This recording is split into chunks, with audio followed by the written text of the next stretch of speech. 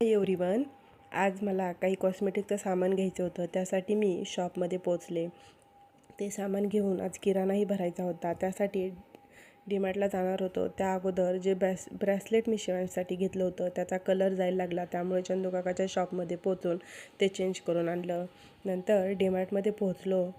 Monthly किराणा भरायचा होता, तो भरला आणि घरी येऊन चेंज करून आज फर्स्ट टाइम घरची गाडी चालवायला घेतली. कसं वाटतंय बसून? भीती वाटते. ते पूर्णपणे घाबरलेत. बघू आता काय होते, जमते की नाही. बसून एक नंबर चांगली येते का गाडी चालवायला? एक नंबर चालू आहे ती. शिवांश कशी येते? ड्रायव्हिंगची प्रॅक्टिस करून आल्यानंतर शिवांशच्या बाबांना काही जेवायचं नव्हतं. त्यामुळे मी माझ्यासाठी आणि शिवांशसाठी सिंपल अशी खिचडी बनवायला घेतली.